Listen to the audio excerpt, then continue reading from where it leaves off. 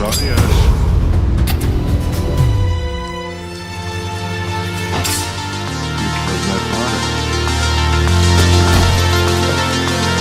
Big mistake.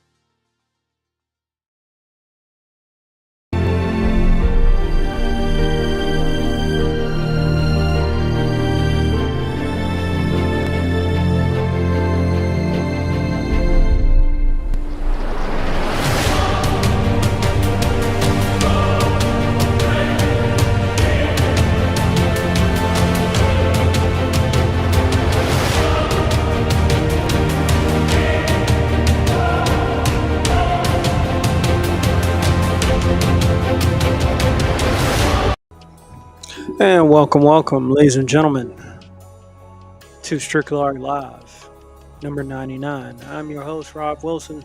I'm a comic book artist, video editor, part-time philosopher, quarter of a musician, and many other things along with that. But my focus is art, God, love, art, and country. That's how I look at things. So I got a special episode for you today. On this wonderful Saturday. It's November 29th. Hope you had a great Thanksgiving. And we're gonna go ahead and cover some things. This show is going to be broken up into two segments, and not everyone is going to be able to handle it. I will warn you now. We're going to focus on some fun fiction stuff in the beginning. That's going to be the first half of our show. And we're going to get into some nonfiction today, too, because there's clearly just too much going on in the world for me to just turn a blind eye and to pretend to be a jester to keep you distracted and entertained like most people on YouTube or social media in general do. God bless those that do stay informed and try to keep other people informed as well. But today's going to be a two-face, a Harvey Dent of a show. Two halves.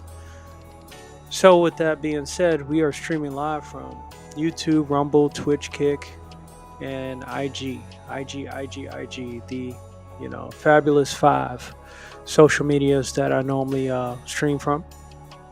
And we're going to go ahead and make it happen today. Today's subjects do include My Hero Academia, the final season, which pretty much we're going to cover how it ended and the aftermath too. The last 2 episodes that have come out, I think a new episode is coming out today as well. I'll cover that in the next show. But also One Punch Man, we got 2 episodes of that as well to bring it up to date. Also, Adam Warlock. My collection of the costumes that I wanted for him is complete. I've been playing that dude for pretty much a year now. Just about a year since the game came out. I think I've earned the right to say I have a decent Adam Warlock. And we'll go over a little bit of that.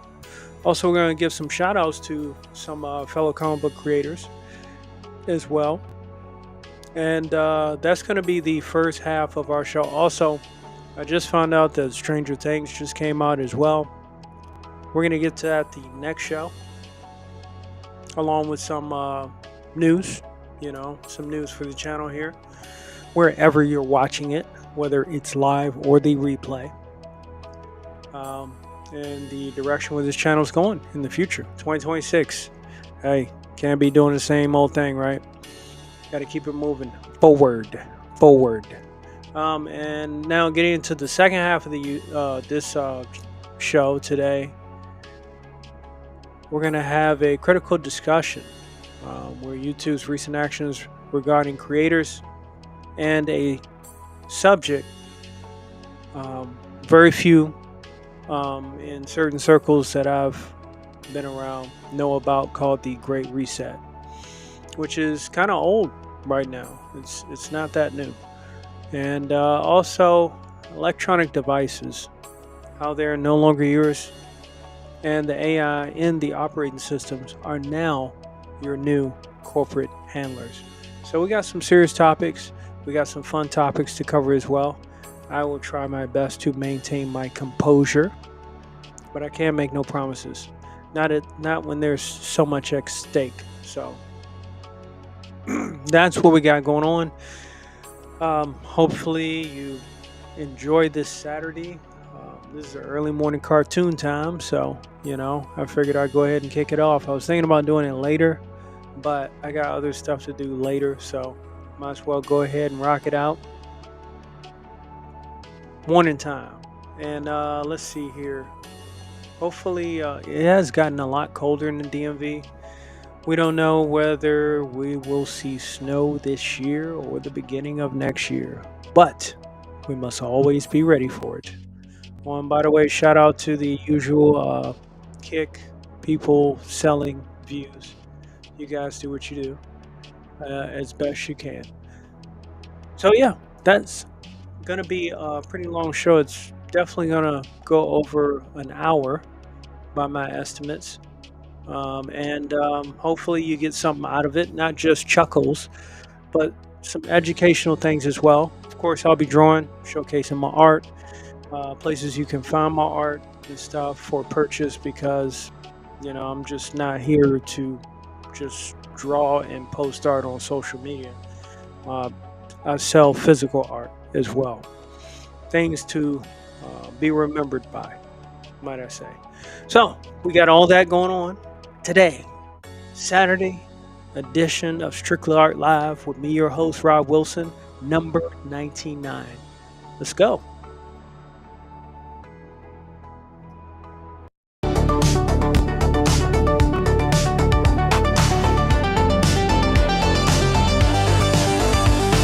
Miami's hot, the stars went cold. We lost the line, we broke the mold. No fleet, no orders, just the glow of crew cut loose with nowhere to go. Red alert, baby, make it glow, make it so. We're the crew time tried to bury, still too bright, too wild to go. Red alert, baby. Cap Coquito skims the bay, phaser 10 and no delay. Sparko lento drops the beat, brain on fire, logic heat. Lenny's muttering through his scans, Horalina jams the bands. No prime directive, no command, we take the heat, we make the stand. Scotty turbos patching tech with duct tape, sweat and synth cassette. Bever Lux in midnight heels, heals the herd and breaks the deals. Viz reroutes the traffic flow, Roach just skates and steals the show.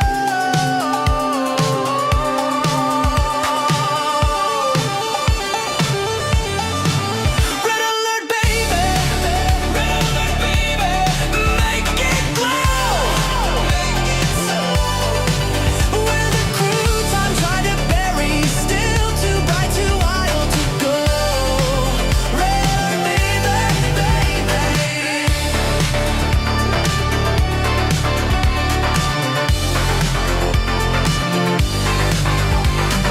Hard drive slams a time cop flat. Don looks smooths a room with chat. Slick Rico grins and flips his collar. Saxophone crimes just make him baller. DNA learns to cry in loops. Macho K flexes through the troops. Madame Troy, she sips and sees all your trauma in the breeze.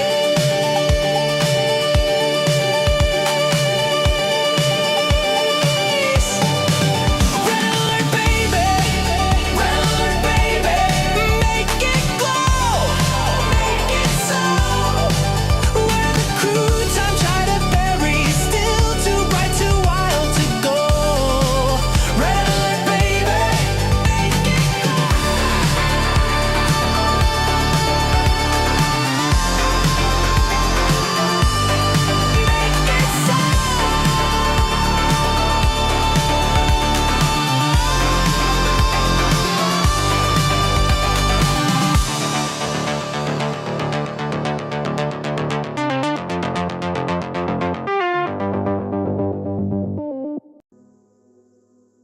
That right there is what I'm talking about. Red alert, baby. That's how we kick off this show.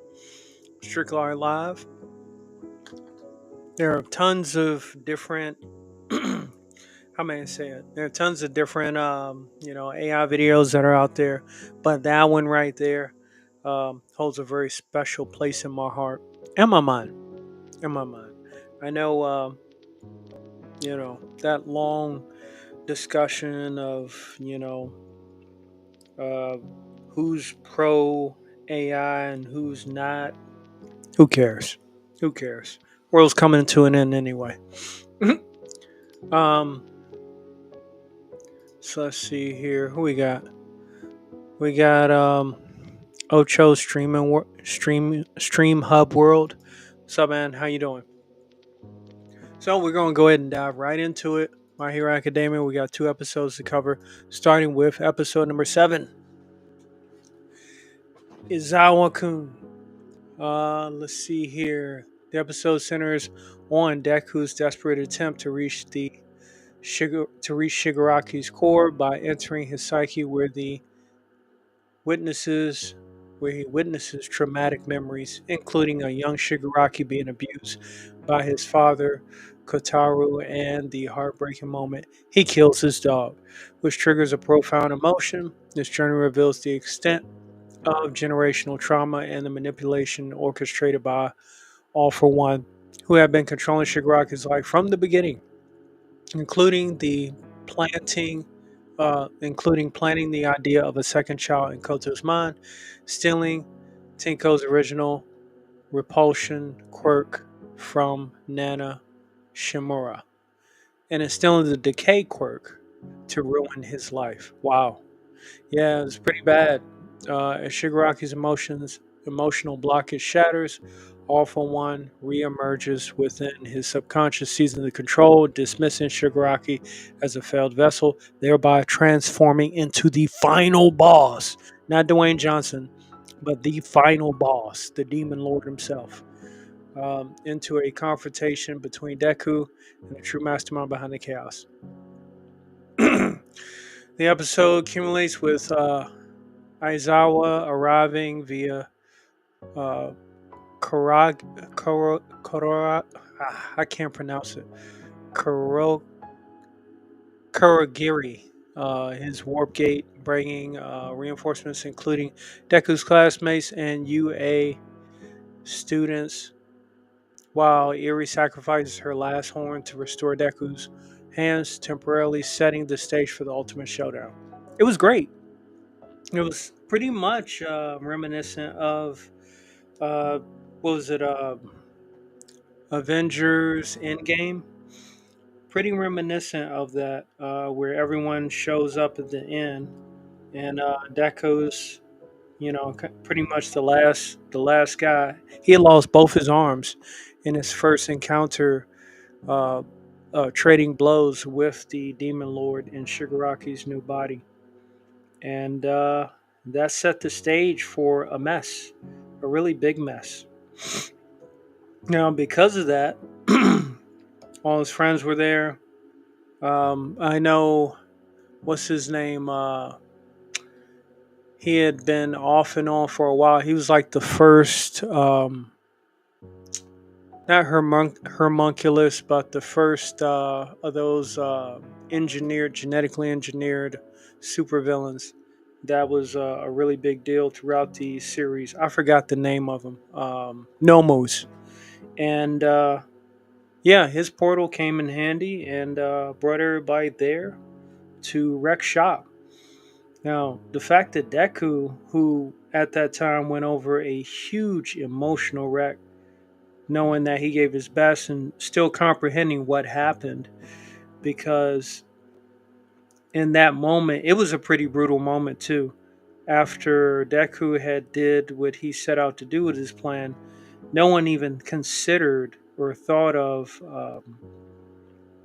All for One still there dormant in a recovery mode, because the other version of All for One was defeated by Super Grenade, Get Hype, what's his name? And that that was that. We thought that Shigaraki was strong enough to just go ahead and just handle his stuff alone. But as he got defeated, that was an opportunity for One for All to emerge, and it was in um, a very crazy scene. It came out of nowhere. It was like a giant set of jaws that just chomped him out. It was crazy. Excuse me. Very good scene for that, because again, how much further could you stretch out this fight? Because we already had One for All, the external one, defeated, and all that was left was Shigaraki, and he was already starting to be systematically broken down by them, by all the members of One for All. It was pretty cool, you know.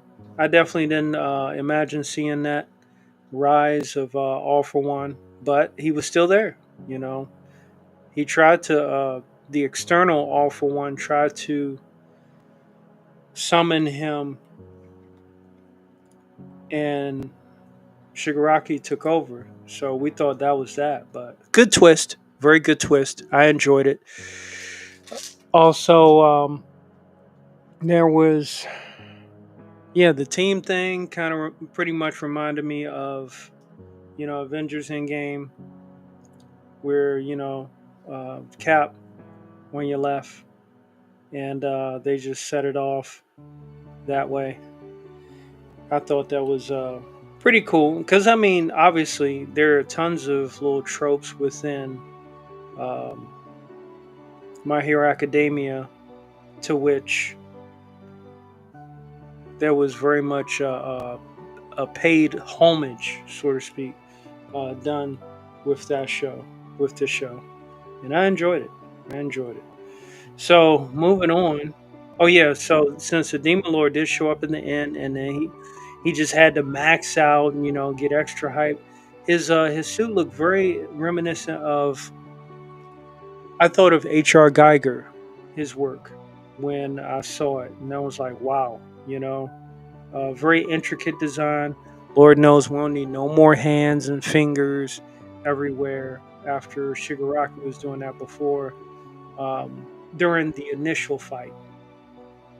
So it was good to see, a different design, because we know that the Demon Lord loves combining specials. He has the most experience dealing with all those quirks that he accumulated over time. In the previous episodes, we saw that even since pretty much his inception, he'd been stealing quirks. Nothing else mattered. No education, no accolades, none of that. His little brother read comics, and in the comics, he saw there was heroes, and he wanted to be the villain because he got tired of seeing the hero win. And that's interesting how it shaped and molded his mindset of things moving forward. He was just born evil. There was no question about it. Now, getting on to the second episode of that, which was episode 8. Let's see here. Give me 1 minute. Hopefully, y'all doing great this morning. I've undergone a zigzag of emotions, I must say, in the past week. But I'm here. Okay. Episode 8, Izuku Midoriya Rising. I love how they say it marks a pivotal moment. Every episode marks a pivotal moment. It kicks off the true final battle as All for One fully takes control of Tomoe Shigaraki's body and centers around Deku's emotional and physical resurgence, symbolized by the powerful Go For It Deku campaign and key visuals released ahead of the debut. That's pretty much all this episode was. There wasn't really a back and forth. I kind of equate this episode, which was very simplistic. There was some dialogue, and since the heroes were all there, They had to give Deku their pep talk before he, engaged in fight. And he was still kind of injured. His arms were hurt. He couldn't fully use off one for all. He said there was like a flame left, like barely a flame left, much like um, All Might, you know. So it's interesting to really see that this is really it. Because, as we know, Deku's story was based upon the fact that he was quirkless. And now he is down to his last little flame, last spark. I feel so bad. I forgot what's his name, Grenade Master's name. Damn, too much going on. But nonetheless, everyone encouraged him. Everyone reminded him that he has to go forward. People took blows and hits for him, and they really showed that they were completely depending upon him to take it to the Demon Lord.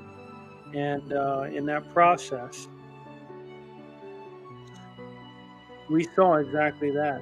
And it even shocked All for One himself because he didn't realize that all of the heroes, although meaning minuscule to him, their combined might, minuscule to him individually, their combined might outweighed down a lot of his combined powers and strength, even though they still took blows and were injured and were hit. This portion of the episode really reminded me of um, Final Fantasy Avid Children complete because it's got to be complete. You know, that's the best way and only way to truly watch Final Fantasy VII Avid Children complete. You know, where Cloud had to fight the Bahamut, and all the team members were grabbing his hand as he would go up because the Bahamut was going for like one of those Megadeth hyper beam blasts at the construction site. Please tell me you've seen this. Please, please. I hope so. If you haven't, please go see it. Final Fantasy VII Avid Children complete. And each of his team, Barrett, Cat Sith, Yuffie, Sid, they all gave him alley oops to go further and further in the sky to catch the Bahamut, or I guess Neo Bahamut, before he let off the blast. And he kept flying up further and further. And of course, Cloud powered up further. He got alley oop. He got that, that dark Hado on him. He pulled the Ryu. And did his running slash in the Bahamut and cleared the way. Great scene, great scene. So that's what this kind of remind me of. I'm not saying that's where they got it from, but it was a pretty cool scene, knowing that it was a accumulation of all the events that ever occurred that led up to this. And yeah, I think I was surprised that they ended it when they did. Kind of, so soon on the eighth episode. A lot occurred on the eighth episode. In 8 episodes, might I say that? And yeah, it was pretty awesome. I was like, damn, you know, you're not gonna really get that much better than that as far as epicness. You know, considering everything that happened that led up to it. So pretty good conclusion. Obviously, Deku he laid the fist to him, and then he tried to what was it? He tried to it shattered himself because something happened. I think what was it? All for One said that his body was slowly being broken down and it couldn't handle all the quirks. So it was like All Might's knowledge of One for All 101. Same thing applied to uh, All for One.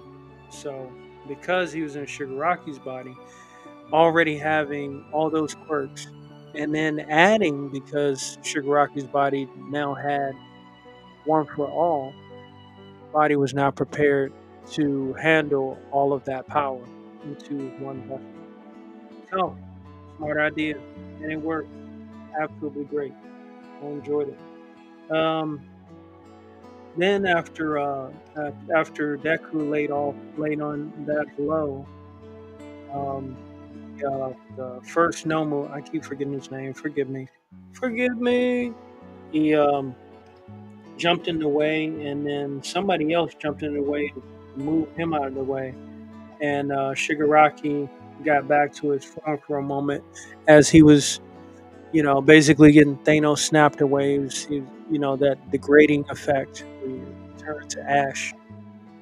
And we got to see Shigaraki just for a second, you know, um, think, Deku in his own way about everything that happened. So that was pretty cool, knowing that, out of all that abuse from the slap, it was interesting that they put that in there, that he was able to do that. So I thought it was pretty cool with some kind of, reminiscence of, okay, I understand now, thank you.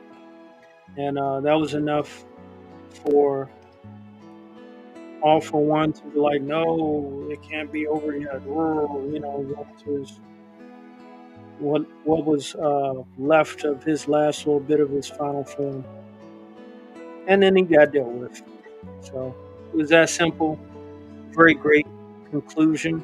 Again, I had no idea from episode one, um, considering that this would be the end in 8 episodes. You know, and they did it. But it seems like it's not completely over because we got another episode coming on today. I did have to watch. I watched the end, and then what they were covering, talking about the next episode. I guess the fallout and rebuilding. After all the damage was done. Who still has their quirks that weren't stolen? Who don't have them anymore? And with this being episode 9 coming up,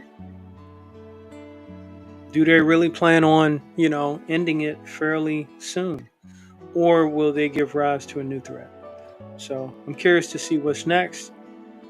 I didn't think this conclusion would come so soon, but it was very heartfelt. I was like, oh, this is great. So I think it was a great conclusion to years and years and years and years of this series. But I get it. They had to conclude it. Some fans were mad that it was still going on this long. But hey, it's over. For the most part. So you got your wish. Hope you're happy now. All right. So moving on to One Punch Man. One Punch Man. One Punch Man. I'm not even going to go over the descriptions. The episode 6 title, Molly Heroes, was a throwaway episode. They were just doing a lot of dialogue, of planning and preparing. Excessive dialogue. Critics and viewers, they say it's dialogue heavy. Minimum animation. I guess that's how they were able to save face, because it was stated in one of the previous episodes that AI was used to clean up part of this. So there's already some discrepancies with this anime this season, that this anime is they're cutting corners with it, which is unfortunate. But I mean, hey, if it has a good payoff finish, I think that's somewhat kosher. But not everyone's going to agree. I already know that for sure by now. So because of that, we now know that Garu kicked ass last episode. Satama arrived at base. Let's see. Focusing heavily on S-Class heroes, discussing their strategy for the raid on the Monster Association HQ, while Satama seemingly arrives at the base without any significant buildup. Yeah, so he's just floating around to show up at the end of the final boss of the final boss. So that's how that's gonna go down. He's just everybody else is cannon fodder until he might be the first ever like male Mary Sue. I'm sorry, but he is One Punch Man. That's what he's known for. Um, what else? That was it for that episode. Now, episode 7, we actually got into some fights. You know, um, let's see here. Uh, the S-Class heroes coordinate attack against the Monster Association, including a key moment involving Tatsum Tatsumaki confronted the giant psychic monster Gyro or Gyro or Goro, whatever, however way you pronounce the damn name. Um, yeah, people enjoy. I enjoyed it because it was a lot of it was a lot of fights, and then when the heroes got outmatched, somebody showed up that was not Satama to you know uh, show him up. So I think it was a good trade off of some victories for the heroes and some victories, or what seemed like victories, for the Monster Association.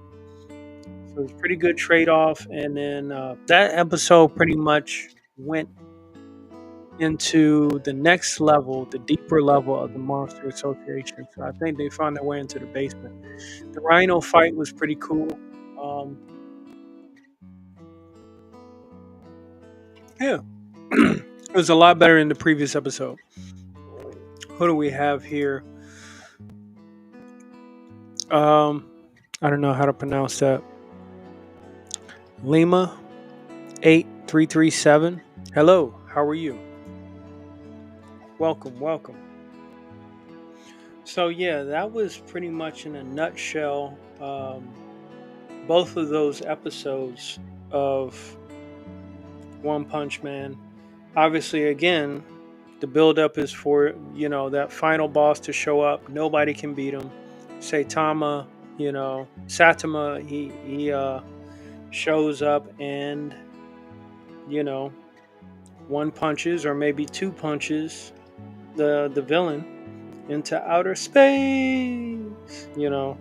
So we shall see how things will continue later on. Well, like I said, where is Garo gonna fit into all this? Because like he keeps leveling up. Are they both gonna have a limited run team up to wipe out the Monster Association?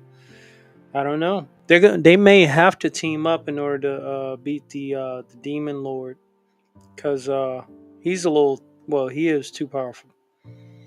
So much power, full power. So that's that. Let me see. I had to make some adjustments to this. As I was getting ready for this show, I was coming up with this idea for this character,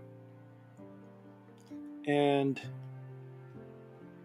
um, I hope it does work out well. Let me see something here. I'm gonna do a new layer for that.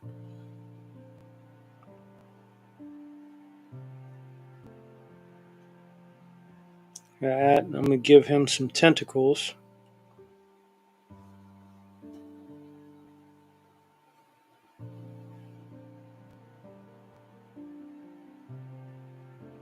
And then I'll fix that later. I'm just trying to get the overall general idea.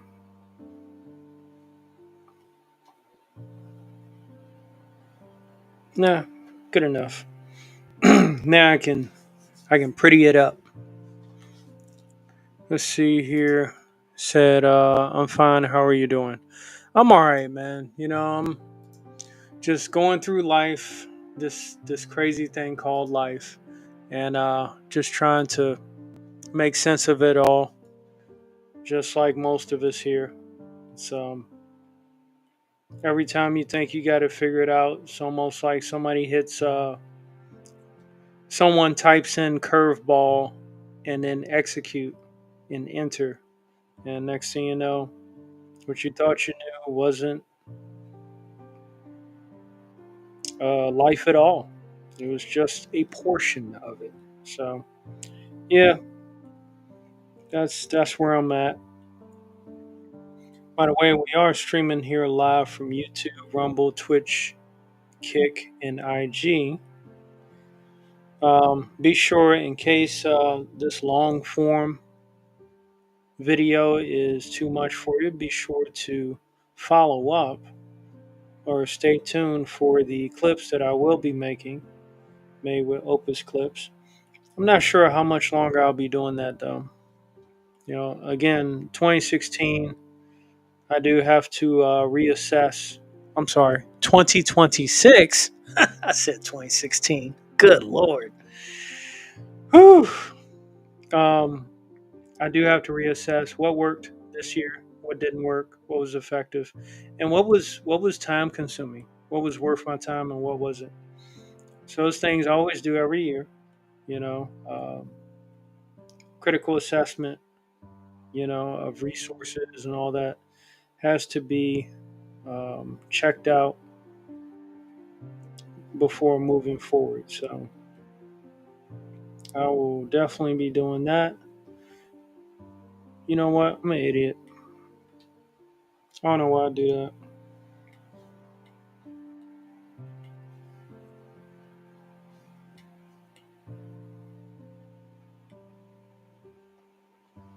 So this right here.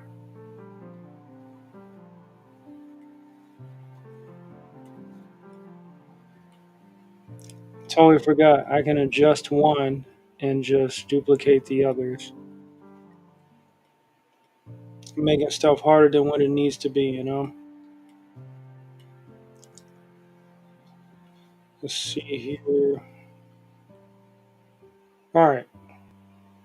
So I'm gonna get into the Adam Warlock type of thing. Before I show the costumes, I'm definitely gonna talk about the game a little bit. Um, for Marvel Rivals, the only game I play right now. Uh, it's great.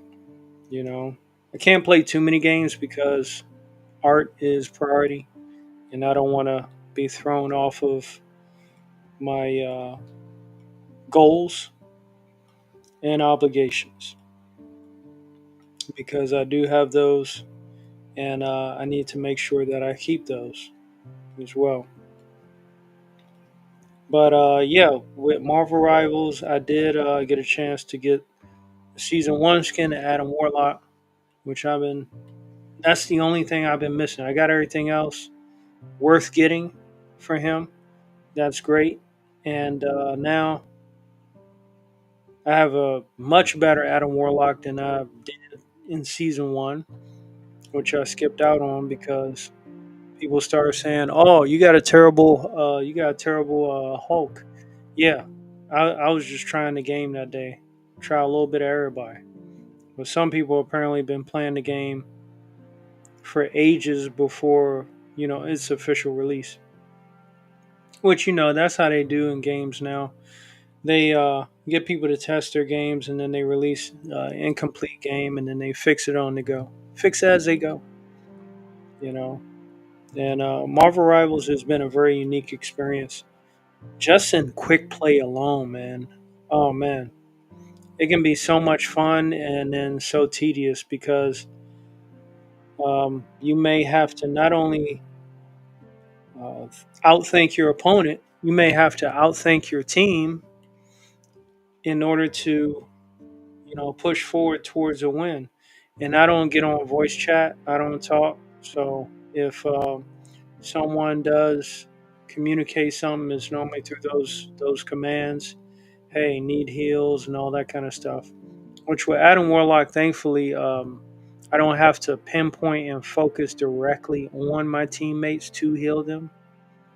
Just just my line of sight, general direction, which helps, and then I can go back to putting rounds down range with him.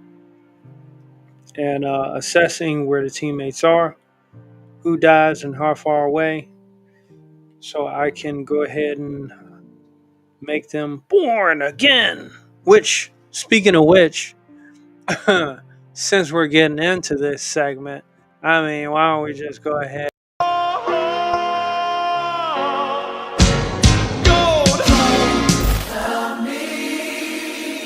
It is my destiny to lead you to victory. Always believe in your soul. Even my cosmic might may not be enough to save this universe. You've got the power to know. A shame that these beings have not yet evolved beyond such petty squabbles. You're indestructible. Always believe it. Love me. Oh, baby. Love me. Love me. Love me. Love me. Love me. Yeah, yeah, yeah, yeah, yeah. Oh, baby. To the one and only Claude, you have been Born again.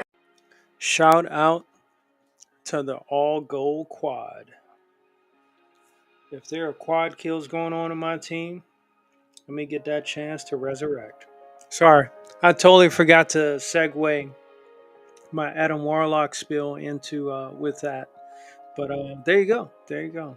And shout out to Arex Cicera, I think that's his name, who made that video. Which when I saw it, I was like, bruh, blew my mind.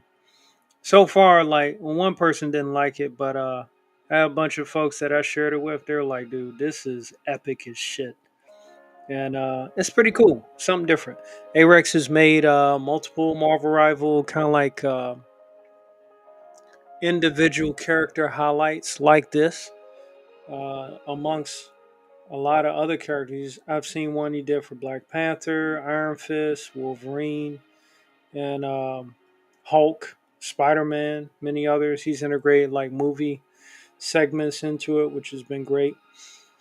But this, I'm pretty biased because it's Adam Warlock. It's absolutely amazing. So had to rock it out. So yeah.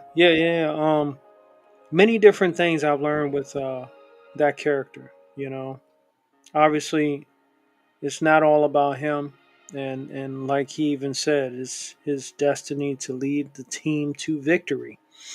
So that's the key, and it's been great. It's been great. I used to complain about him because I used the comic book perception about him, but then I started learning from a lot of pros how to improve and use what he has and take note of some of the changes he had gotten to update his skills or whatnot and make him a more formidable player in this season 5 life.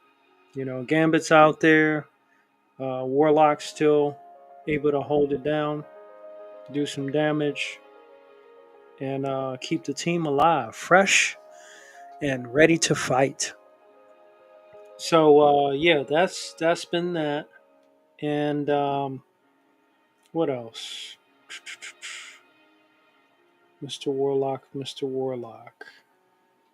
Oh yeah, the what is it? The Times Square segment. I've enjoyed that as well. I didn't realize like once I actually understood the mechanics of this game, I can play with like 15 people.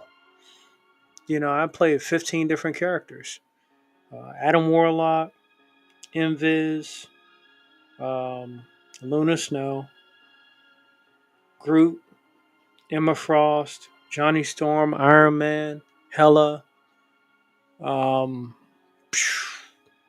who else? There's a couple other DPS. Uh, Captain America, I'm learning now. Freaking Magneto, The Thing.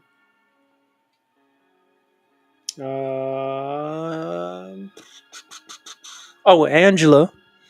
I'm on her as well. Getting busy. Yes, it's a lot of characters I really took the time out to learn. I'll never learn Black Panther. I'll never learn Spider Man. They just move too fast for me. They do. My old age can barely keep up. I even got to slow the camera reaction or slow it down so that way I can keep up where the characters are going. But that whole those attacks that just cut right through you and you have to instantly turn around. Psh, I'm not good at that. Even that gambit, the dash with the staff spinning staff move, that still takes a lot because I use controller, so some movements are very specific and distinctive when it comes to PC um, for those players. So a little difficulty, but I pretty much treat Gambit as a healer, and I can still throw some cards down range. You know what I'm saying? All right. So let's see. I'm gonna go ahead and just do the initial concept here and see what I can get out of it. Uh, is music still on, or did I mute it? Okay, yeah, it's still on. What a headache! What a headache! Going back to the skills I had to use to make the tentacle creatures in Odin Dasko's Unconditional Shove, which was a pretty fun book. I think he's working on the second one now. Stay tuned for that if you read the first one. And I think they're doing that on, was it either Fun My Comic or, well, I don't know. A lot of people halted their comic book launching plans on Indiegogo due to the new system. So I always advocate for print on demand, but people are like, "Oh, there's no money in print on demand." It's like, well, from what I've seen, the whole goddamn comic book community is broke. Everybody's always volunteering, and the constant conversation is can't afford the artist, don't have the money for it, and all that. So,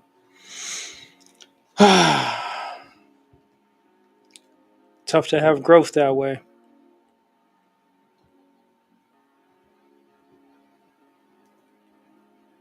All right, I think from there. All right, yeah. So,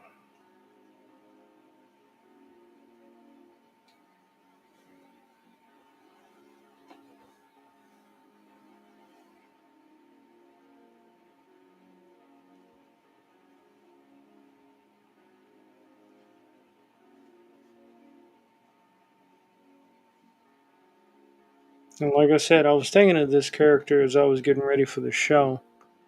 I was like, I wonder what I could come up with here.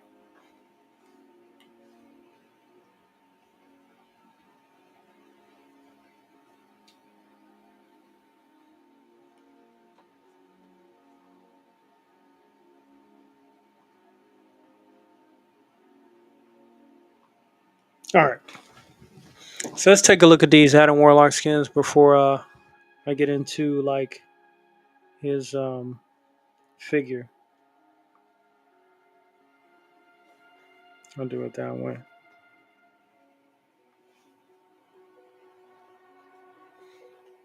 I know I'm rushing through. Somebody's gonna be like, "What? You didn't finish?" Like Cap did Ultron in Age of Ultron.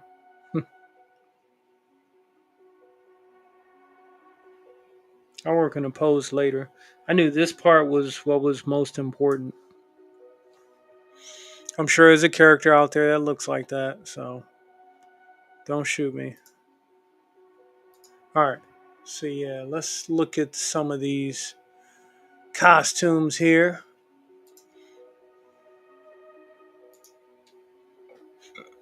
Excuse me.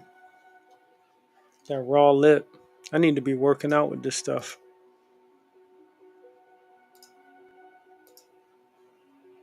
Yeah, so this is the main base Adam Warlock costume, which it was okay for a time, for a default, but definitely not what I recognize him for, you know. Um, this I never got because, like I said, I skipped like two or three seasons. So you had to watch people playing this on Twitch in order to get it. I do like the white hair. Uh, would I have played with it? I don't know. I don't like the purple, but I like the white hair. So never got that one. I think I got this one, but I didn't like it either. No, I don't think I got that one. Yeah, I didn't. I found no interest in this one at all. I was like, why is he green? You know, but I get it. Now this one, the King in White. Yeah, I got this one. I rocked this one for my comeback for a good long while. For some reason, it reminded me of Michael Jackson's Moonwalker. But I love it. It's great for a time. That came out when what's his name? Null, during the Null season with the Phoenix and all that. And then I ended up getting this one, the Guardians one. I had a costume token, so it didn't cost me a thing. And I've been rocking this. And like, look at the stoles he's got. Like when he turns around, he's like serious as shit. Just serious. Almost looked like he was played by Arnold Schwarzenegger. He had that chin, you know. All right, so what else? This I got this because it was a package deal with Scarlet Witch. I really don't like it. Well, I don't know if they're gonna show that one. Nope, they ain't got it. Immortal Dragon bundle. As you can see it, I don't like it because to me it's not Adam Warlock at all, not by a long shot. But I used it for a little bit, and then the Magus one, that was the latest one that came out with season 5 of Gambit. This Joan is a beast. Even the MVP, absolutely awesome. So yeah, I got the white hair as I wanted, not too much purple. Um, they went for the modern day Magus and not the Magus from like the old Silver Surfer comics because he was much bulkier type of character, which I get it. You want to keep it somewhat close to the original frame of Adam Warlock. Love this costume, great without the cape. And this is the one that eluded me after all this time, after all these months, after all these seasons. But you know what? Because they just brought back season 1 skins in the battle pass. If I would have had this skin back when season 1 was out, I would not have been worthy of it at all. But now, I most definitely do believe I am. Doing like back-to-back MVPs with Adam Warlock. So, he's got the good book. And, just like the song says, always believe in your soul. So, that shit's great. So, having having accomplished that with some of the best skins of Adam Warlock, my favorite character in this game, hey, I am happy and content. It's very rare that games, actually give the people what they want for the most part in its entirety, and listens to their community. So this is my first hero shooter, so it's a bit of a new experience to me, but I like it. I definitely like it. So yeah, that's that. And I have great fun playing Adam Warlock. With that being said, we're going to go ahead and take a quick break. Go ahead and refill your drinks. Take a bathroom break if you need to. But in the meantime, shout out to the Gold is my destiny to lead you to victory. Always believe in your soul. Even my cosmic might may not be enough to save this universe. You've got the power to know. A shame that these beings have not yet evolved beyond such petty squabbles. You're indestructible. Always believe it. Love me. Oh, baby. Love me. Love me. Love me. Love me. Love me. Yeah, yeah, yeah, yeah, yeah. Oh, baby. To the one and only Claude, you have been Born again! That's that legend. Be right back.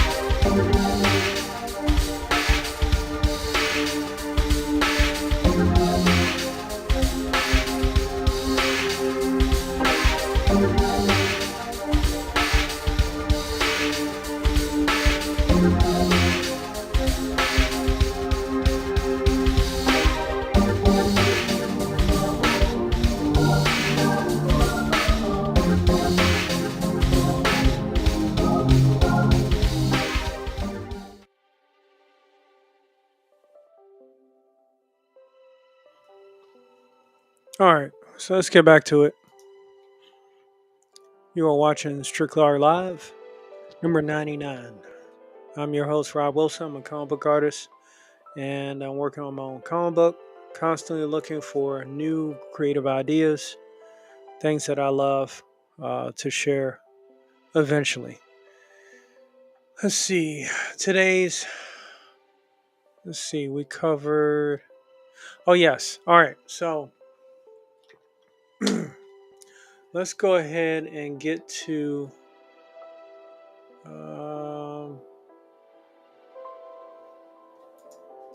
some guys on YouTube.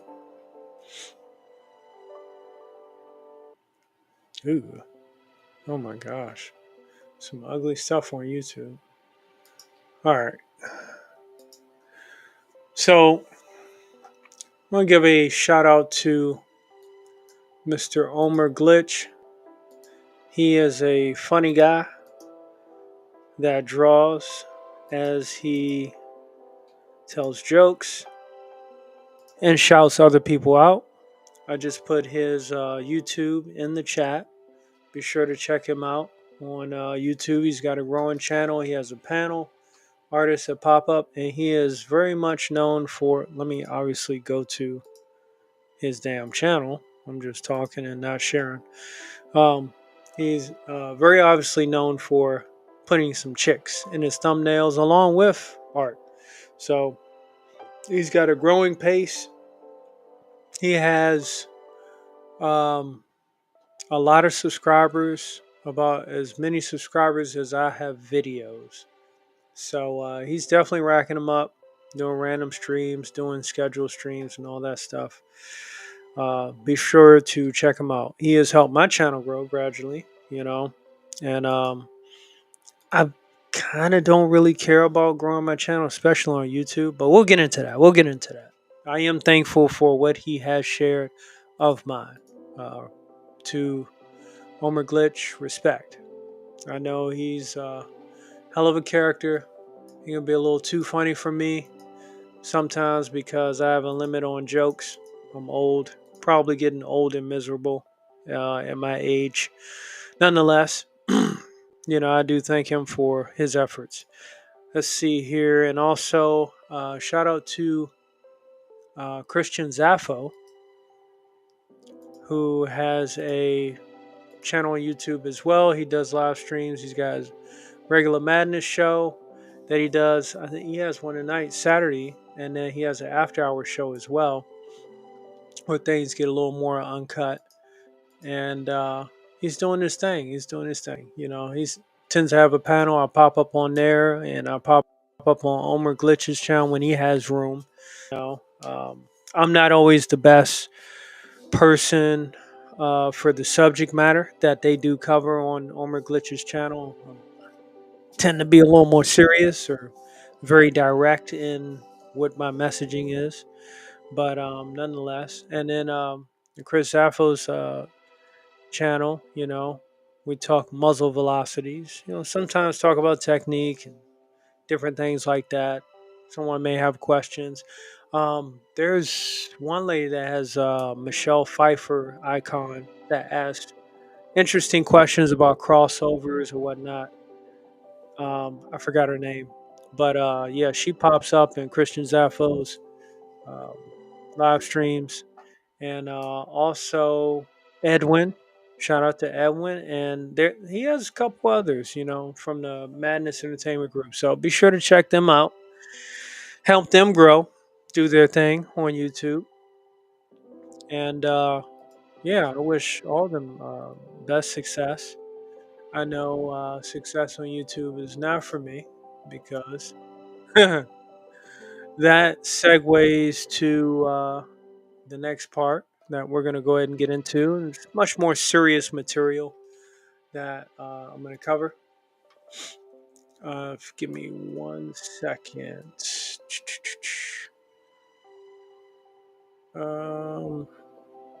Shoot. Yeah, that's a video I forgot to pre-upload. Let's see. Give me one moment. I'm here. Hopefully, I had a great Thanksgiving. You're ready for Christmas or whatever it is you call it, or however way you celebrate it. As long as you spend it with family or loved ones, people that you want to be around, people that care about you. That's the most important thing. I've learned recently that, but around the winter, season, holiday season, it's a tough time for soldiers, active duty soldiers, because they're away from their loved ones. They want to be around them. They're in another state, sometimes in another country. And I think it's important to keep them in your prayers so that way they make it back to their loved ones the same way you are able to hopefully spend time with yours in this day and age.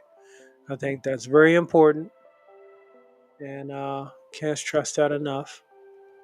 Let's see here. I'm almost there. Almost there. Or not. I may be too far away. Um, yeah, it's a lot.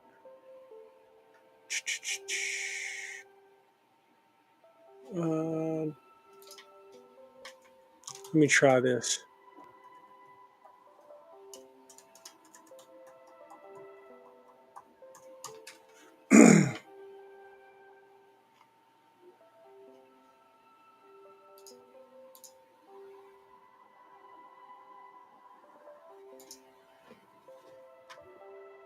Oh gosh, that's way too long.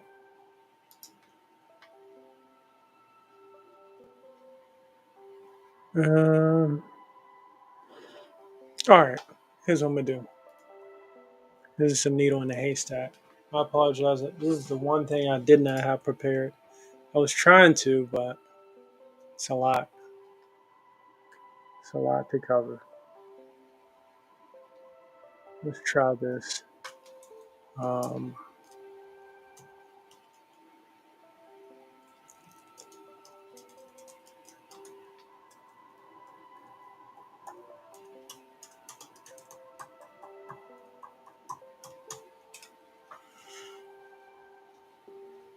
eh,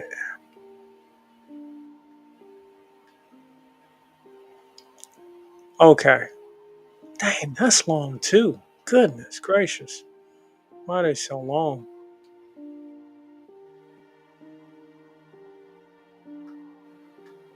All right. I don't want to spend too much time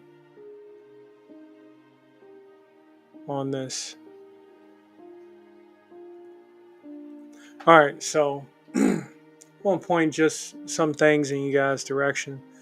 Also, before we get to these, well, we're going to start off the serious note with something I think is very important to share. And that specifically is, I think, 2 or 3 National Guard were shot this week leading up to Thanksgiving. And that's something that is not overseas, right on Washington, D.C. soil, right in our country, the United States. And I'm going to go ahead and share this prayer because we lost one of them. And I don't think any soldier that signed on the dotted line and took the oath to engage, defend, and destroy enemies, foreign or domestic, deserve to have their life taken on American soil at all. And deserves to be talked about too. Like, no beating around the bush. I don't care if this is just, you think this is just an art channel or just for your sheer entertainment. For the loss of Specialist Sarah Beckstrom.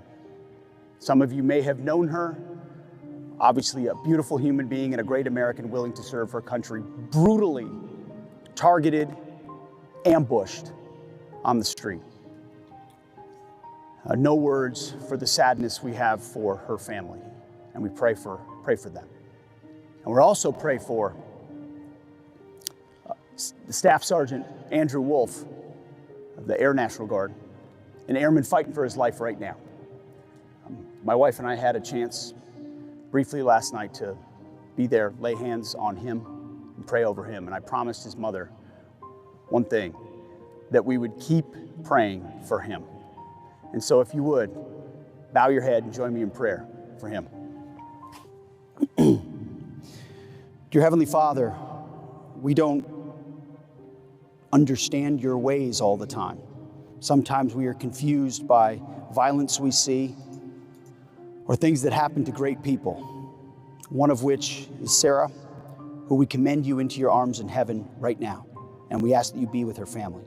And then we ask that you be with the family of Andrew Wolf, who right now lays in a hospital bed fighting for his life, Lord God. Be with those doctors and nurses, and may your healing hand be upon him. Perform miracles, which we know you can do. Help him to recover, demonstrate the resolve that he's shown every day of his duty. Watch over him, guard him, pour out your blessings upon him. And again, we don't know why things happen, but your will be done. May we be obedient to it.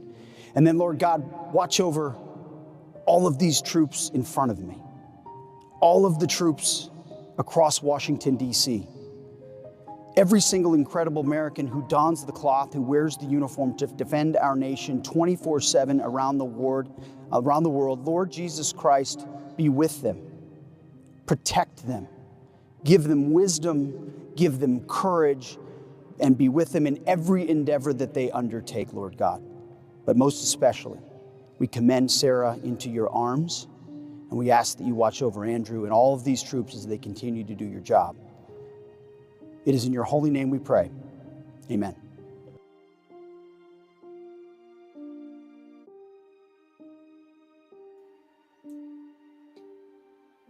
Let's take a moment.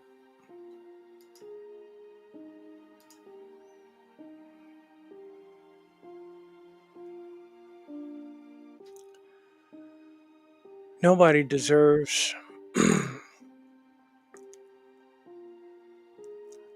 to lose their life or the life of their loved ones in the line of duty on their home front. I'm just being honest with you. Nobody deserves that. Mm-mm. So I get it. It's the holiday season. I get it. I warned you guys. This is a serious point of this show. And nobody deserves that. I just recently lost a family member to something that affected her since 2019. And I never I never got the full gist of what is long COVID. But she definitely experienced it. No one fully understood it. Some things she kept to herself. We get it. People make choices. They have the right to choose what they share with loved ones and what they choose not to. But I had recently just watched a documentary called "Thank You, Dr. Fauci," and that explained long COVID a little bit more. And I didn't realize that. Here we go. I didn't realize it that whether it's the actual COVID or the vaccine that could have damaging effects to someone with pre-existing conditions. And 6 years is a long time, you know. But I think it's really sad, and not just my relative, but even the soldiers' relatives. They wouldn't be able to spend Thanksgiving with that person. It's gone. Couldn't make it to 2025 in its full year. Couldn't complete 2025. That is tough. Human life, I think, is precious. Yeah, it's a hot take. This part I'm saying from myself and not part of any organization or representing anybody else. But human life is precious. Unless it's a scumbag. Now I'm entailing a scumbag that has taken precious human life of any age, creed, gender, race. That was not in self-defense. Willful murder, I think, that to me is beyond redemption. Just my personal opinion. But hey, we're dealt some heavy hands. 2025 was pretty rough for a lot of us for different reasons or whatnot. But those of us that are still here, we're supposed to push on. And like I talked to my friend Levi Skeen of Three Stroke Studios, another fellow artist. Sometimes I ask, what the hell is the point of all this? You know, we develop these relationships with people, and we think, well, they'll always be around. And then they're not.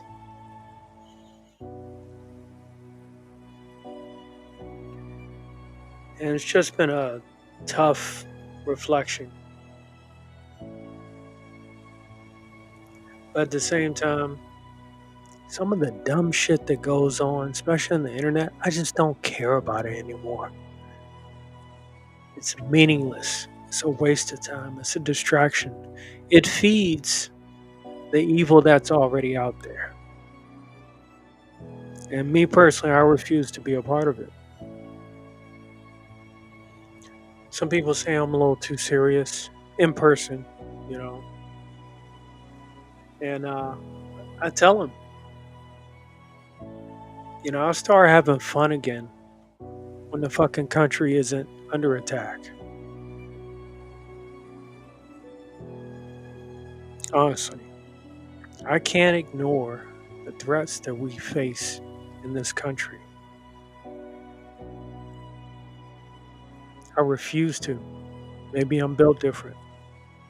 That's the type of person I am. Sure, art has gotten me through some tough times. It's got me through 2 deployments. But when people I care about lose their lives over the dumbest shit, I can't play around anymore. So I look at 2026 and I think of things to cut out of my life. Because life's too short. Not the internet life, because that's not real. I'm talking about real life, real people, real relationships, real relatives, real love. Some people may look at this as a joke, something to clown. The trolls, the bots can show up, I don't care. Life moves on. You'll never matter. But those that try to make a difference in other people's lives, their real life, those are the ones that matter. I don't give a damn whether it's YouTube that censors or any other social media that censors and blocks the light that some of us have to share with others in this life, because these social media companies maybe secretly work for the devil. And that's something I refuse to be a part of. So let's go ahead and move on. I got some more stuff to show you guys. That's just kind of my spiel on it.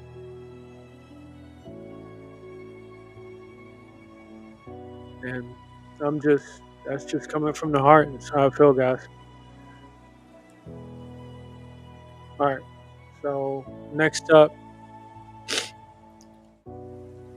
let's see here.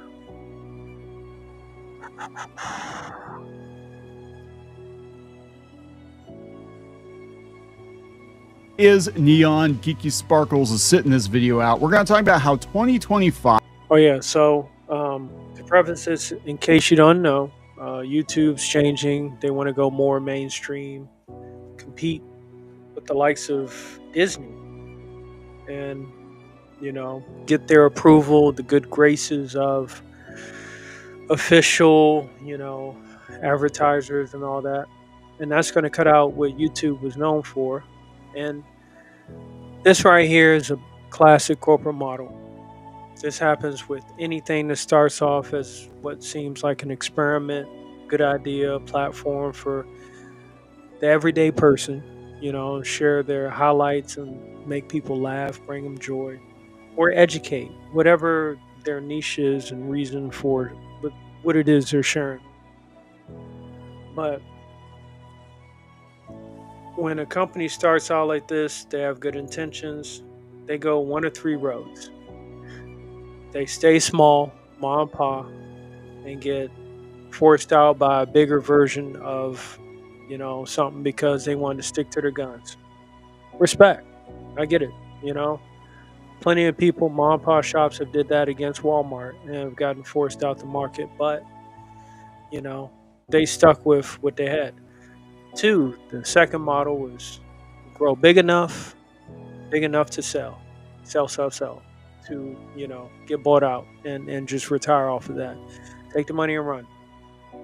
And the third version is you want to go mainstream.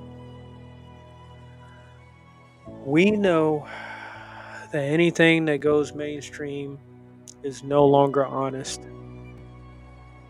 There's no longer any organic growth. Everything's artificial, like Hollywood. That's why I call social media Junior Hollywood, because they have their handlers, and those that stay popular is normally entertainment of nonsense. The jesters dance around, say, "Hey, look at me, let me distract you." Meanwhile, real world problems are going on. So that's what social media has been doing for quite some time now. Once they initially hook people as a startup. So this kind of confirmed what I had thought for a while. And Clownfish, shout out to them for covering this. But yeah, let's get into it. Is the year that YouTube ended, or at least the YouTube that we all came to know and love for the last 2 decades. It has officially ended. We're moving into a new era of YouTube. Now, that does not mean YouTube is going to go away. In fact, it might see record profits. What I'm saying is the YouTube of old, which is normal people uploading videos and connecting with audiences and stuff going viral organically, that YouTube is done, right? It's this year especially has made it very, very clear that YouTube does not want normal people taking control of the platform. They definitely want to be Hollywood. They want to push into Hollywood. They want more corporate content. I have a theory as to what's going on here, and we'll talk about that. But this is making the rounds that PewDiePie is giving up on gaming and gaming content. Now, people said he's quitting YouTube. He's actually not quitting YouTube completely, but he definitely is going to be pivoting his content, and he's only going to post when he wants to. And honestly, he's made millions and millions of dollars. He's living a good life. He just had a kid. He's fine. Like, don't cry for PewDiePie. You might see him in another 10 years if the money runs out. He comes back to do a podcast or something with, whatever AI is the most popular podcaster at the time, But we'll talk about this because there are so many changes going on right now. And I want to be very clear before getting into the video any further that this is not about busting out the tiny violins for the multimillionaire YouTubers who won't have a place to spout off their opinions. But it is going to change for the viewers as well. And this is another era of the internet that I think a lot of people are going to miss. And we don't really have a viable replacement yet. I'm going to be honest. Rumble's out there, Odyssey's out there. I thought Daily Motion would maybe rival YouTube at some point. And, as much as I like the guys on those platforms, as much as those platforms have done for the last, couple of years now, trying to be an alternative to YouTube, nothing is YouTube. And pretty soon YouTube won't be YouTube either, at least not the way that we've known it. So, brace yourselves, guys. I think we're going from the pirate era of LimeWire into LimeWire as a service, like a paid version of LimeWire, right? Or whatever the hell it's actually become. It used to be a torrent site, and now it's like you can pay, and it's gone legit. And I think that's what this is about. I think that YouTube wants to go quote unquote legit, and that means getting rid of a lot of people on the platform. They want the viewers, they want the eyeballs, they want the ad revenue, they don't want the views.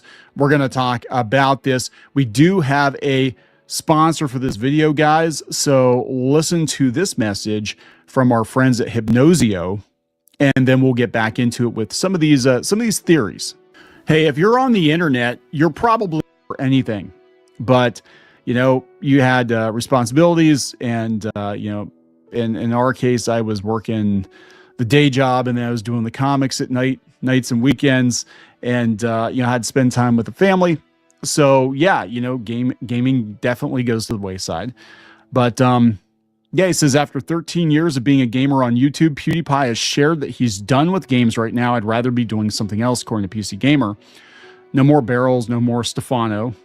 So PewDiePie has shared in the newsletter that after 13 years of being a gamer, he's officially done with video games for the time being. For those who've been following his channel for a while, this won't come as much of a surprise. 8 years ago, a video titled Why I Don't Play Video Games Anymore was uploaded 8 years ago. Uploaded to the PewDiePie channel, explained the reasons behind the lack of Let's Play videos. Since then, his channel has adapted into a more lifestyle blogging and occasional hobby vlog. Of course, there are a few games sprinkled in.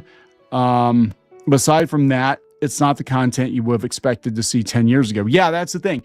I would say people who are playing games right now, unless you've got a nice rack, and I don't think Felix has a nice rack, unless you've got a nice rack, you're probably not going to get a lot of people watching you. I'm going to be honest. I mean, why do you think all these talking heads, these personalities on Twitch have changed it up and now they're getting into political commentary? And the political commentary gets more and more extreme as they try to, keep that audience engaged. And in the case of Twitch, most of their money is coming from chat, super. So yeah, as he's basically explaining, the landscape is changing for YouTube. Me personally, I don't think it's just going to be YouTube. This is a systematic adjustment all across the board that has been told by an individual that ran the World Economic Forum known as Klaus Schwab. He called it the Great Reset, the Fourth Industrial Revolution. And one of the big components of this new revolution is AI itself. Klaus Schwab has even gone on record to state that the difference of the Fourth Industrial Revolution is that it doesn't change what you're doing, it changes you. If you take a genetic editing. Now, of course, choice will be out there, just like the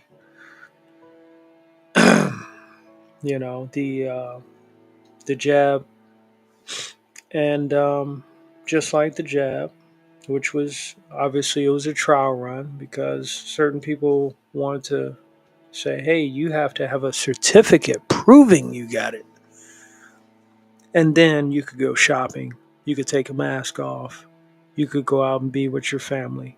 You had to be approved. This version will be dialed up to 100 and coincides with something called Agenda 2030, Sustainable Development.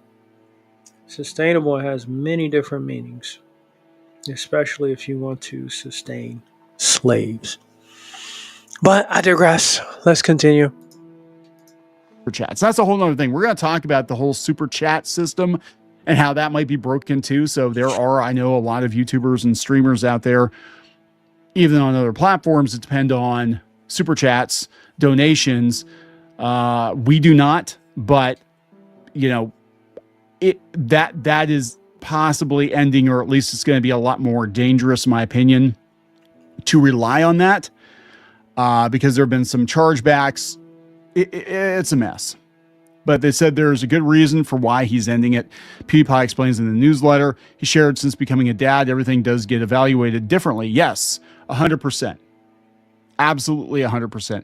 Actually, people don't realize this is not our first channel. This isn't even our second channel. This is like our fourth channel.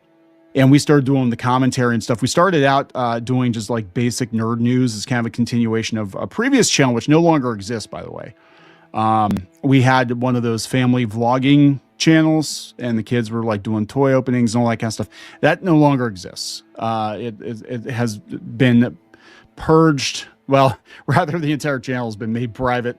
But yeah. And so we started doing YouTube, honestly, probably 2011, 2012, I think somewhere in there. And we did that for a while. And then when the kids decided they didn't want to do it anymore, we weren't going to pull Ryan's World, be like, no, you get on camera and dance, monkey. We decided not to do that anymore. And then we decided to just kind of take our podcast, which predated YouTube as well. The podcast went back to like 2010, 2011. Then we decided to bring that over to YouTube and do that instead. So, we've seen YouTube change drastically over the years. I mean, we've got some friends that were doing. Yeah, that reminds me about around that time. I was part of a blog talk podcast thing, True Radio Network, TRU, and it was a group of friends. We all had specific niches. Some were comedians, some were sports analysts, some were pop culture guys like me. I used to do that thing where I was called Robertron and all that. So about around 2011, maybe 2012, 2013, somewhere around there. And yeah, Blog Talk Radio wasn't bad, but it wasn't the greatest neither. Sometimes you got the lady in the middle of the conversation. She'd be like, "Thank you for using Blog Talk. Goodbye." And that just ended the show, which would be hilarious. But yeah, I saw the writing on the wall back then where I was like, shoot, I'll go ahead and just take this to YouTube. And, that wasn't agreed upon. So, much like anything else, I'm going to go do my own thing. Not a problem. So that's where that ended up. And before YouTube had the whole live streaming thing, I started on Twitch. That was about around 2018. So started on Twitch first, and YouTube did not have that feature. So I had a great time on Twitch, sharing all kinds of things, anime, movies, all kinds of, fun stuff. Even before I started this YouTube channel that I currently have right now. So it is what it is. Let's continue. Doing really well. They're no longer doing it.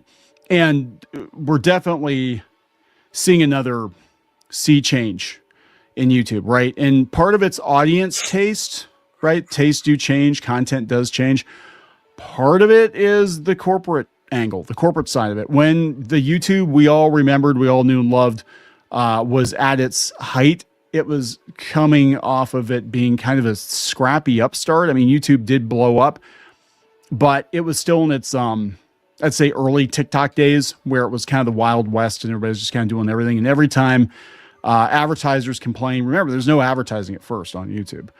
But once they start getting ads and the advertisers start complaining, then you'd see the content get reined in again and again, multiple adpocalypses. You heard that right? When the advertisers started complaining. Brought to you by Pfizer. Sound familiar? And, I think what is going to happen, and this is my opinion, and I'll rip that Band-Aid off and then we'll look at some supporting evidence here. I think YouTube wants to go legit. I think they want to become a Netflix and Disney Plus competitor. And I think the user-generated content is going to be put on the back burner, if not further back than that. Like, basically, I think they want to be a Netflix first. This is what the long-term plan is. And based on that, if he's right, the main idea that comes to mind for this, for me, would be that Black Mirror episode where everyone's running on the treadmill to keep the energy going, and then they see different stuff on TV, and the guy from Get Out and the first Black Panther movie, he's on the treadmill and he suggests to one of his friends when they have lunch, "Oh, you got a talent, you can sing. Maybe you should go ahead and audition and, see if you can move up and get a show." And she does. And, obviously the judges says, "No go, but you could do, adult films," which was crazy. But they pretty much, pressured her into it, and she took it. And then he was forced to see her advertisements while he was on the treadmill. And he finally, popped his cork. He lost it. and he put like a knife to his throat, um, explaining his frustrations and how much he didn't like the system. And then what did they do? The system said, "Oh, you got talent." So they gave him his own show where every show he put a knife to his throat while telling people about stuff. And he got trapped in a higher level of the system. That's what that sounds like to me, if that's the direction that YouTube is going, according to Clownfish TV. So that's what came to mind with that, because truth is stranger than fiction, which is why fiction tends to foretell what truth end up being. And yeah, you can upload your own stuff too. And yeah, you can make a little money at it or whatever. But for the most part, we're going to push that corporate content. I'm seeing it already, like on our videos, when people get done watching our videos, it'll be like John Oliver or something. It'll be some corporate news something that just auto plays. It's not even like the Young Turks or something. You know what I'm saying? It's not, because I think they view that as being user generated content. It will be something from a mainstream media outlet that will auto play. And let me tell you something about corporate content. All of, was it phase 5 of the MCU? That was corporate content. Straight garbage. Nothing organic about it compared to the original years of the MCU. Garbage. It was so bad garbage that people would give it the benefit of the doubt because the original MCU was that good. They would watch it literally torturing themselves, paying for suffering in their eyes, hoping that it would be better than what they got the previous time. And then the previous time before that. And it never measured up. So bad that all of phase 5, the best of it was Thunderbolts? If that? Yeah, no. That's corporate content. Because they put ideology ahead of storytelling. And it's not going to work. Can't tell a good story first, people aren't going to care. People are getting tired of being preached at, So that's why the average mediocre movies 10 years ago are like gold compared to movies today. That's the difference in corporate content. So unfortunately, there's a reason why independent film starts off great. John Wick, great movie. And then 2, 3, 4, 5, is so watered down, convoluted. Iron Man 1, great movie. 2 and 3, convoluted. There's a reason why. Very weird. It used to be another one of our videos, or maybe somebody in our vertical or another podcast or something like that. That's not what's happening now. So, we're definitely seeing it. I think this explains, though, the situation with the view collapses throughout the year. There have been multiple, and it's not just us, it's everybody.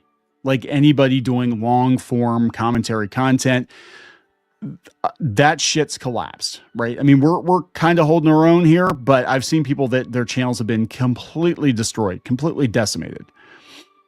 And, we had 2 or 3 instances of this, throughout 2025. And I think this is all in preparation for the next stage, which is we highly discourage people from posting long form news content or whatever, because we've got all these media outlets that are paying us big advertising dollars, and we want them to be front and center.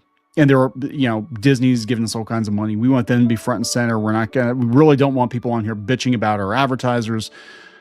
That's part of the deal. And that might be part of the deal. I have no idea. I know I used to work for a newspaper, and the publisher was cutting deals with the advertisers, and you can't cover them negatively because, we're making how much money per year. And if you want to keep your job, you'll shut up about it. Right. So I think that there's definitely something going on like that. And the fact that it's not just PewDiePie, we've seen Matt Pat, and we've seen so many other longtime, YouTube content creators nope out in the last couple of years. And I think they saw the change coming before we did, or they had people on the inside that were tipping them off. Now, here's the other thing about that I want you to consider. And if you want, it could be your own personal homework. I've noticed this myself personally. I have seen just about every year, there is about 5 to 10 deaths of millionaire YouTubers just randomly die. Car accident, hit by a car while on a bike, um, home invasion, stabbed to death, unalived, just all these reasons. Again, that goes back to my personal point. What's the point of being popular? You know? And I'm pretty much accept the fact that, hey, I don't want to be famous. I'm not out to be popular. I just want the money, for the hard work or effort that I put into it. There's so many voices that, any message is pretty much convoluted and distilled. And in YouTube's case, it's lost in the wilderness. That things were going to change. And also shorts. Shorts are a big problem too. So, I mean, most of this is about PewDiePie talking about, Let's Plays, and he's not doing those anymore. He spent more time with his kids, and he'll upload occasional videos he wants to. And this guy, look, he did it right. PewDiePie made his money, he made his mark, and he got out, right? On his own terms. It's better to cash out like PewDiePie than to hang around too long and just become a freaking meme. Now, remember, or in case you don't know, YouTube is actually offering buyouts for its employees because they're cutting their staff so they can have AI take over. You think that's only going to happen on YouTube? Nope. You need to start applying what's happening over here at this social media company and apply it to Facebook, Instagram, any other big ones that have a big stake, including X. X has Grok. Like I said, I've mentioned this before. I tried out X's live stream feature like on a Friday night, the night before the attempted deletion of a current leader in the administration. And I said, okay, that was, pretty big, near tragedy. So I said, I'll live stream Sunday after that. And lo and behold, they put up a paywall. You got to pay in order to live stream. I just did 2 nights ago. You change the rules overnight? No. So I think one of the most important things for anything you do, not just the internet, not just, employment and all that. Don't put all your eggs in one basket. I never do. That's why when I live stream, I'm live streaming from YouTube, Rumble, Twitch, Kick, and IG. I state that every time. Even when I upload shorts all across those platforms, guess what? I get more numbers on the individual platforms than I do from YouTube. I get it. YouTube. You don't like me, I don't like you. Welcome to the club. You're another satisfied customer. That's fine. And you'll continue to screw more people, even bigger names that help build your platform, because that's what you do. You will become a beast that will consume those who have fed you. And there are a lot of people, unfortunately, in the YouTube space, I have a feeling, that will not realize, hey, it's over, man. Like, it's done. It's time to move on to something else. You had your fun, you made your money. Hopefully you used it to build something else, or you have a life raft, or you have a plan B or something. But I suspect that there are a lot of people on YouTube and on Twitch who didn't have any plans for what happens next. And what they're going to do is they're going to rant and rave about it and shake their users down for more and more money, and and basically become a meme and embarrass themselves. And you don't want to go out like that, right? You don't want to go out like that. So I think he did it right. But That being said, I don't think YouTube is ever going to allow another PewDiePie or another Mr. Beast to happen. And I think I said that before. I said they're never going to allow Mr. Beast to happen again because they gave one individual entirely too much power. He figured out how to manipulate the algorithm, and they gave him too much power. And now he's become a media company, right? And same with PewDiePie. Like PewDiePie did it first, but he had entirely too much power. I think Asmongold at this point, I'm waiting for them to do something to him because they're probably like, yeah, this guy's got, he's got too much influence. We can't have more people watching him than watching CNN, or you know what I'm saying? That's what I think is going to happen. And again, that's partially tinfoil hat theory, but there is a lot of supporting evidence here. We're seeing Hollywood try to push more and more into YouTube. I did a story a couple of weeks ago about how the Hollywood guilds are trying to unionize YouTube studios. Theorist Media, that would be Matt Pat's company. They're trying to unionize over there. We have Deadline is talking about YouTubers and content creators pretty much every day now. YouTube is pushing talk shows like Brittany Broski's Royal Court. What? Can new Hollywood rival traditional late night formats? And then, of course, we have Neil Mohan, who's the CEO of Google out there schmoozing Hollywood. And we're seeing it.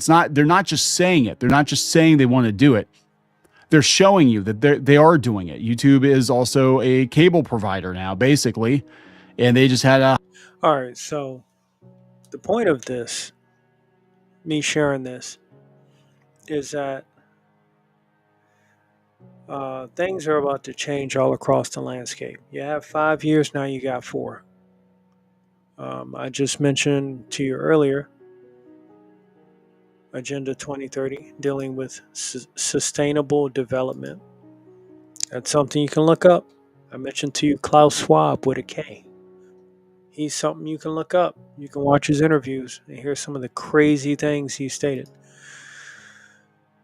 The reason why I mention these people is because they're about to change our entire lifestyle, especially if you live in America, United States, baby. Enjoy it while it lasts. Freedom is going to trim and trim and trim and trim down until you have no choice but to comply. And it's not going to be, you don't have to worry about, government coming at you. It's the companies that are owned by another company, that are owned by another company, that policies are written to support that bigger company. And they're going to trickle down and monopolize anything and everything you enjoy and monopolize all of your freedoms. Why am I talking about this now as an artist and all that? It's because I'm getting ready to get the fuck off of YouTube. Fuck them, bro. And I'm going to clip it, and YouTube's going to cut back any amount of people that, see this. I get it. You got 2 people watching now. I thank you. But I get it. It's not worth my time. I have fun live streaming when I do. When people pop up that I know. I'm not looking for a bunch of people to watch my show. I'm not. That allows me to get to the point of what my show's about, and I can get the hell off and I can enjoy real life. But for the time that I'm here, I put together things that make you think critically, things that can maybe help you personally, things that can help you be creative, because creative is a good outlet. But one thing you cannot do, I can't do. So all I can say is one thing you should not do, because you make your own decisions, you're an adult, is run to escapism so much that you're escaping into an imaginary world while you're sitting in a burning building. I use that term lightly, but you could pick anything. Anytime you're on your cell phone and you're so hooked in that imaginary world that doesn't exist, and you're walking across the street in a crosswalk, or maybe not in a crosswalk, you're crossing the street and you don't see an oncoming car, that's a problem. that has real world consequences. So if you don't take back your attention, because we are in an attention economy, and cherish those that are around you, you may disagree with, but appreciate them for them being there in your life while they're still there. If you don't do that, man,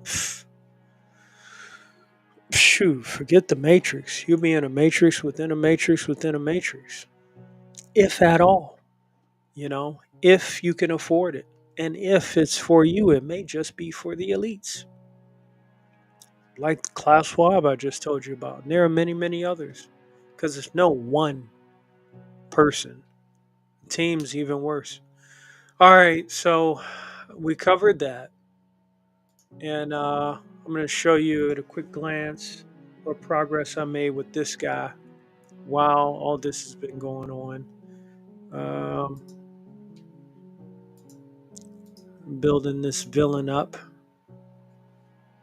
I think we got a pretty good coordination with this new character I'm working on.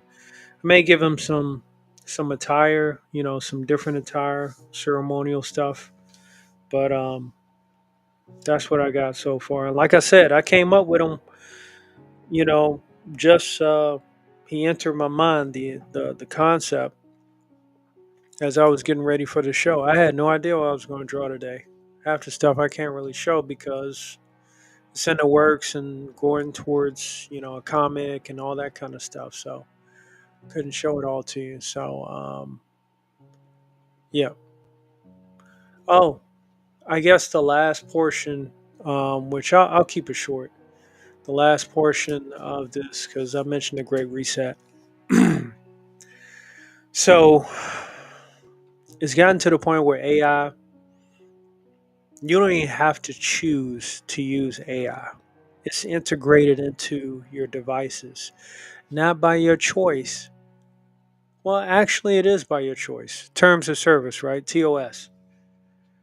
Every time you agree to the terms of service now, more and more artificial intelligence is added onto the software, the devices that you use, whether it's for entertainment, work, whatever. Jobs are using it.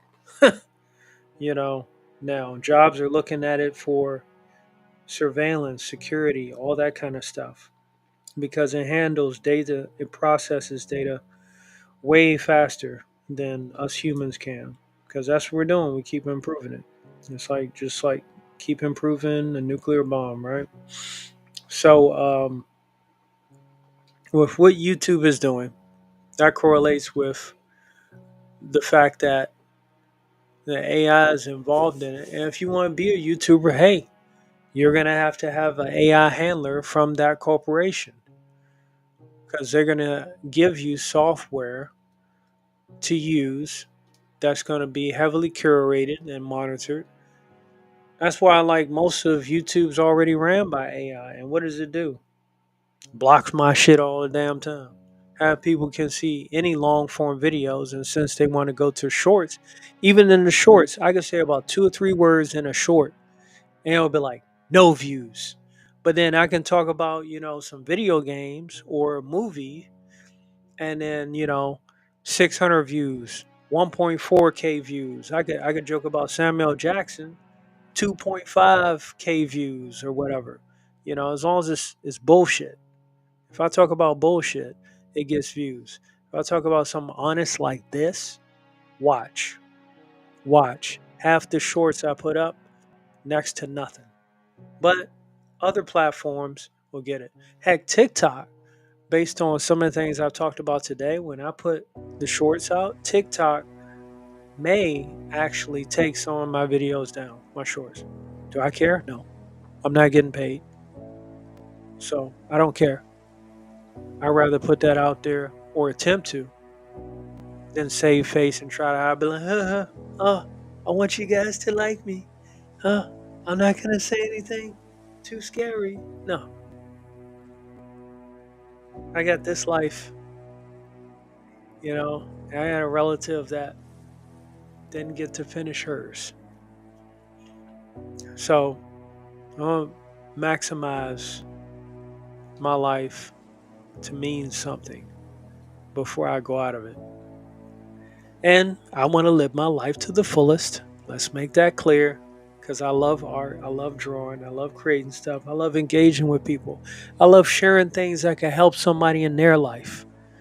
You know, and I can do that better in person than I can on a platform that nicks and picks and chooses whether or not what I say is worthy for other people to hear. I'm a grown adult. I don't need somebody deciding for me who I want to help. I would like to help as many people as I could, but I know the limitations and the consequences that come with that too. Because if you tell too much truth, even in America, you could have trouble.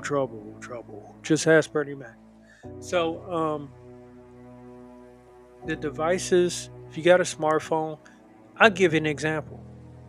I just upgraded my phone from, what was it? What's the one we got now? Is it the 14? I upgraded from the 11 iPhone. And it had problems where the previous phone had problems um, where like I would tap on certain parts of the screen and it just wouldn't register. So I upgraded. Same problem persists. It's not the hardware, it's the software. These people are setting up your stuff, and guess what? They don't have to mass take down people's stuff now. They can target your phone. Apple Intelligence is already integrated. You can cut it off, but is it really off? That's just like the data that companies collect when your phone's in service. A local news group actually did a test on this. When you put it in airplane mode, it actually records more of your data once it goes back online. These people are not playing. Why should you? Do you take serious your freedoms? Now's the time more than ever. Anybody can fake it. Anybody can say something cool, grandstand, deny. Denial is the most common of human responses. You're entitled to that. The architect stated that. What are you going to do? What can you do? That's normally what people ask themselves when they don't know. Well, right now you got a very powerful tool in your hand. $1,000 phone, retail price value, $1,200, $1,600 phone. Right now, you can search up just about anything. You could literally ask the AI some of these things and confirm. Once you confirm, are you willing to change?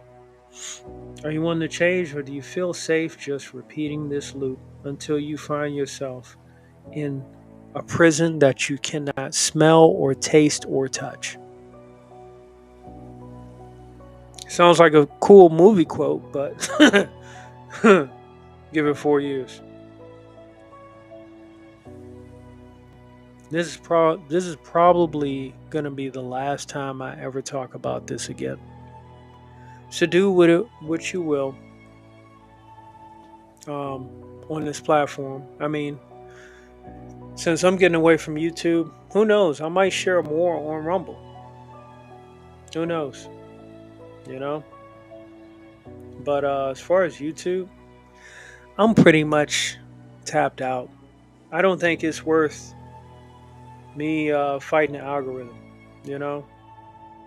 I already don't have to deal with, a nagging woman to come home to.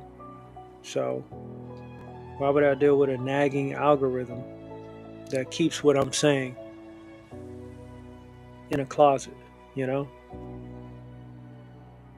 Now, I'm not saying all women are naggers, but that's just my quick analogy. I'm sure, like I said, you're going to find something to dislike about me today. I'm going to say something wrong because that's who I am, you know? Chalk it up to old age, chalk it up to just not giving a fuck anymore. Because life is worth living. And if I can't do anything else, I'm going to just enjoy my life. Since I cut back doing live streams, I've enjoyed my life way more. You know, just even drawing, listening to music in deep thought, seeing visions of new creative ideas, finding time to do it. It's been more rewarding for me that way than being on a panel where where everybody wants to gossip.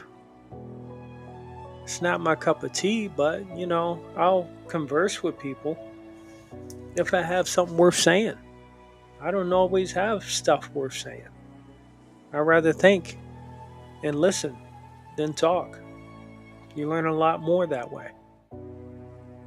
Especially how to choose your time. All right, so that's pretty much all I got. Y'all know where to find me. Link trees at the bottom, RWA Arts. You can find my art. I have art for sale. This guy's definitely going on my art store once I get him fully designed and add some bells and whistles and all that kind of stuff. But that's it. That's all I got. Thanks for joining me. Even the people that always try to sell views, whether you're on Kick, Twitch, Rumble, YouTube, wherever, I do thank you for joining me today. I told you this is going to be, split into two parts, and people weren't going to like all of it. Hopefully you like some of it. Hopefully you learn something. Hopefully I help you in some form or fashion. If I did, my mission is accomplished. If not, that's fine. I get it. Shout out to Sal Regala. Love your inking, sir. It's masterful. You and Brett Booth, you guys are the ultimate pair. I look up to your art all the time. And shout out to Debbie Hone One. Thanks for stopping by. I'm Rob Wilson, comic book artist, Adam Warlock player, part-time philosopher, video editor, quarter of a musician, critical thinker, that's for sure. Can't always be about jokes. We all got smiles and cries, stuff to take with us, and stuff to get done on this earth. All right. So y'all take care. God bless. Thanks for stopping by. That's the last time I'm going to say it. See y'all next time for the 100th episode of Strictly Art Live, which will be in December. That may be the last one. Definitely I'm doing on YouTube. I'm just sick of YouTube. Just tired of it. All right. Peace out.